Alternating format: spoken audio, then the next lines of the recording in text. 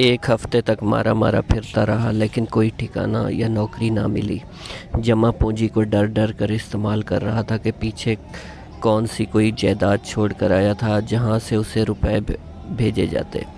उल्टा अब्बू को कर्जदार कराया था। 2 महीनों में ही हसन को तारे नज़र आ गए।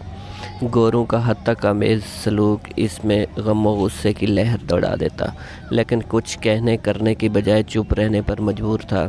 इन 2 महीनों में उसने जूते पॉलिश किए, होटल्स में वाशरूम साफ़ किए, बड़े बड़े मॉल्स में पोछे लगाए कि हसन को इससे ज़्यादा अच्छी जॉब देने के लिए कोई भी तैयार न था। चंद अपने जैसे समंदर पार आने वाले, डॉलर्स कमाने के ख्वाब देखने वाले हम वतनों से मुलाकात हो गई थी, जिसकी बदौलत एक गंदा गलीज़ कमरा रात को सोने के लिए मिल गया था। दिन भर बेगानों के इस जहां में दर दर भटक कर 4 पैसे कमाता, जो पेट भरने लायक रिस्क भी मुहैया करने से कासिर थे। अब हसन को घर की वो दाल रोटी याद आती जो तीनों वक्त माँ बड़ी मेहनत से उसके आगे रखती थी, और वो 100 नखरे दिखाता, अक्सर खाने से ही इनकार कर देता। अब हर नवाला मुंह तक ले जाते हुए माँ बाप बहन भाइयों की याद से कलेजा मुंह को आता था। इन्हीं हालात से उलझता हुआ बीमारी में पड़ गया। कोई पुरसाने हाल ना था, कोई अपना ना था। कमरे में इसके साथ 4 नफूस और भी रहते थे, जो थे तो पाकिस्तानी, लेकिन गोरों के साथ रह रह कर उनमें भी बेहिस्सी के जरासीम वाफिर मिकदार में आ चुके थे।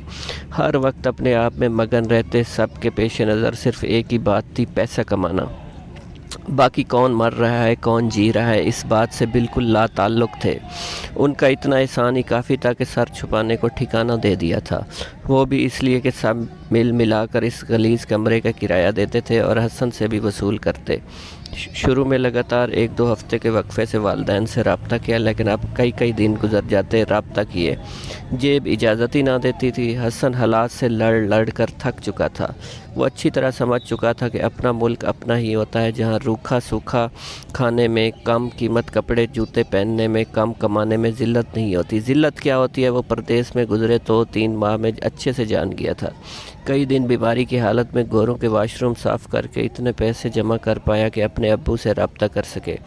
तकरीबन 15 दिन अब्बू से रब्ता हुआ तो फूट के रो पड़ा, अब्बू मुझे वतन वापस आना है, मुझे वापस बुलवा लें। अब्बू जी प्लीज़, अब्बू जी कुछ भी करके मुझे वापस बुलवा लें। अब्बू का दिल पसीज गया। वो जानते थे जो माँ बाप की बात नहीं सुनता समझता, उसे ज़माना बहुत जल्द समझा देता है। बाप आखिर बाप होता है। पूरी दुनिया में जब कोई साथ नहीं देता, हर शख्स गिराने के दरपे होता है, तब माँ और बाप ही होते हैं जो उंगली थाम कर एक बार फिर नए सिरे से चलना सिखा देते हैं।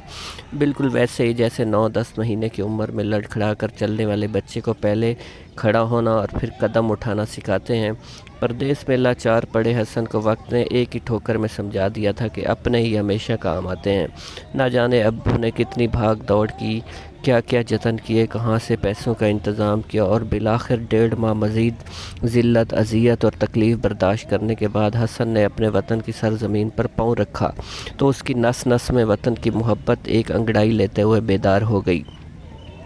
हसन के मदकूक बीमार जिस्म में जैसे तवानाई सरायत कर गई। वतन की हवाओं ने आगे बढ़कर हसन का खैर मकदम किया तो हसन का दिल इन सबक खराम हवाओं के संग झूम उठा। एयरपोर्ट से बाहर निकलते उसने वतन की मिट्टी को उठाकर चूम लिया। बेख्तियार दिल पुकार उठा, मेरे वतन तुझे सलाम। सामने ही अब्बू बाहें फैलाए खड़े थे। शर्मसार हसन इन बाहों में समाता चला गया। अब्बू खुश थे, उनका सुबह का भूला शाम से पहले घर वापस लौट आया था। जी तो व्यूवर्स, आपको ये सबक आमोज़ कहानी कैसी लगी?